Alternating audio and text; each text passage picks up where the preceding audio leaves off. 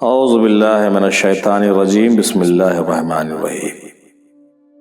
حضرت جنید بغدادی رحمۃ اللہ علیہ نے فرمایا، ایک دن حضرت سری سختی رحمۃ اللہ علیہ نے مجھ سے محبت کے بارے میں سوال کیا تو میں نے کہا، ایک قوم کے نزدیک موافقت کا نام محبت ہے اور ایک قوم ایثار کو محبت قرار دیتی ہے۔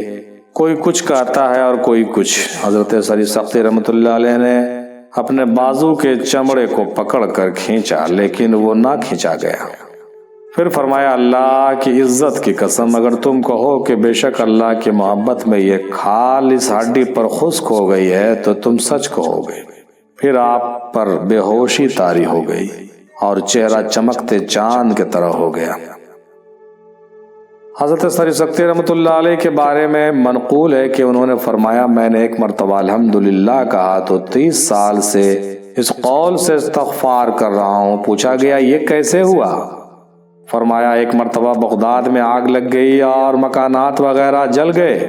ایک شخص میرے سامنے آیا اور اس نے کہا، آپ کی دکان بچ گئی۔ میں نے کہا، الحمدللہ۔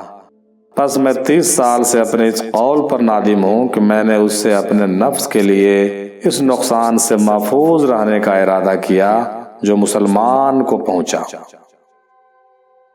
حضرت سری سختی رحمۃ اللہ علیہ کے بارے میں منقول ہے کہ انہوں نے فرمایا، میں اپنی ناک کو دن میں کئی مرتبہ دیکھتا ہوں اس ڈر سے کہ کہیں وہ سیاہ نہ ہو گئی ہو، کیونکہ مجھے اللہ سے ڈر لگتا ہے کہ وہ میری صورت کو میرے اعمال کی وجہ سے سیاہ نہ کر دے۔ حضرت جنید بغدادی رحمۃ اللہ علیہ کہتے ہیں کہ میں نے حضرت سری سختی رحمۃ اللہ علیہ سے سنا، وہ فرماتے تھے کہ میں جنت کی طرف جانے والے مختصر اور سیدھے راستے کی معرفت رکھتا ہوں۔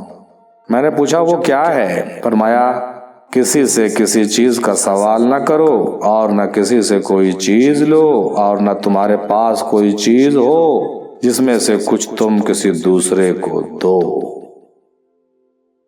حضرت جنید بغدادی رحمۃ اللہ علیہ فرماتے ہیں کہ میں نے حضرت سری سختی رحمۃ اللہ علیہ سے سنا، وہ فرماتے ہیں کہ میں چاہتا ہوں کہ مجھے بغداد شریف کے علاوہ کسی اور شہر میں موت آئے۔ پوچھا گیا، کیوں؟ فرمایا، مجھے ڈر ہے کہ میری قبر مجھے قبول نہ کرے گی اور مجھے شرمندگی اٹھانی پڑے گی۔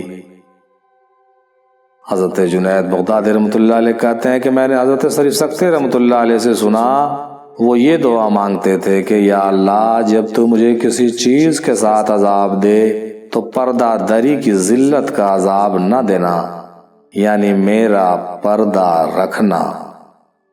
حوالہ رسالہ قشیریہ از امام عبدالکریم القشیری رحمۃ اللہ علیہ۔ وما علینا الا البلاغ۔